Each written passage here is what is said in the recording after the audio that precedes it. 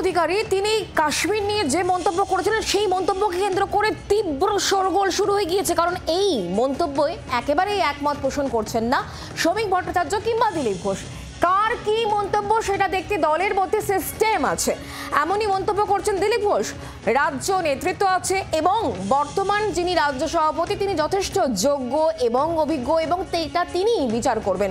বাকি আমাদের কেন্দ্রীয় নেতৃত্ব আছে, তারা দেখবেন যদি পার্টি লাইনের বাইরে হয় তাহলে তারা সতর্ক করবেন। দিল্লিতে এই মন্তব্য করেছেন দিলীপ ঘোষ। তাহলে কি শুভেন্দুকে দলের সিস্টেম স্মরণ করাচ্ছেন দিলীপ ঘোষ? ঠিক কি বক্তব্য দিলীপ ঘোষের শোনাবো।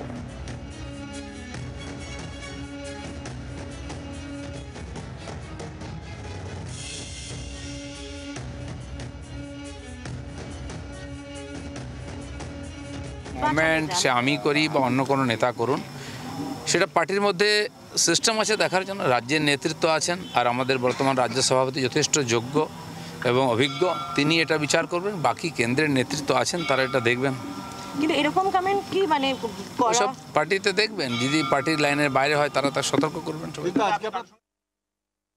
দিলীপ ঘোষের বক্তব্য শোনালাম, এবার শোনাবো রাজ্যের বিরোধী দলনেতা যারা মন্তব্যকে কেন্দ্র করে এই বিতর্ক ঠিক কি বলেছিলেন তিনি। আসুন শোনাই।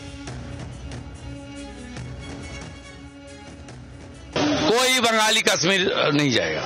मैं पार्टी एफिलिएशन में नहीं बोलता हूँ, ये बीजेपी का एमएलए नहीं। भाई जहाँ मुसलमान आबादी है उसमें मत जाओ। हमारा हिमाचल प्रदेश है, जाइए ना, देवभूमि है। उत्तराखंड जाइए ना, जाइए उड़ीसा जाइए। लेकिन बंगाल में मैं पर्सनल मैं एक सेंसिबल सिटीजन हूँ, मैं बंगाली लोग को बता रहा हूँ, आप मुसलमान जहाँ है ज्यादा मत जाइए, जान पहले। এবার শোনাবো শ্রমিক ভট্টাচার্য বিজেপি নয়া রাজ্য সভাপতি, তিনি ঠিক কি বলছেন শুভেন্দু অধিকারী এই মন্তব্য নিয়ে, এবং শোনাবো প্রাক্তন রাজ্য সভাপতি সুকান্ত মজুমদার তিনি বা কি বলছেন। শুনুন। কোন প্রেক্ষিতেও আমাদের বিরোধী দলনেতা এই কথা বলেছেন আমাদের জানা নেই। কাশ্মীরে পাথর ছোঁড়া বন্ধ হয়েছে, পেহেলগাঁওয়ের ঘটনার পর মানুষের মনের মধ্যে একটা আতঙ্ক তৈরি হয়েছে।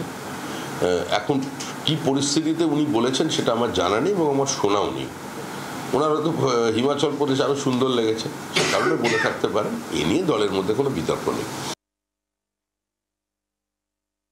এই বিষয়ে আপনি কি মনে করেন? এই বিষয়ে কেন্দ্রের পর্যটন মন্ত্রক যা বলার বলবে এবং আমাদের রাজ্য সভাপতি এখানে বলবে। বাংলার আওয়াজ, বাঙালির আবেগ, জি 24 ঘন্টা।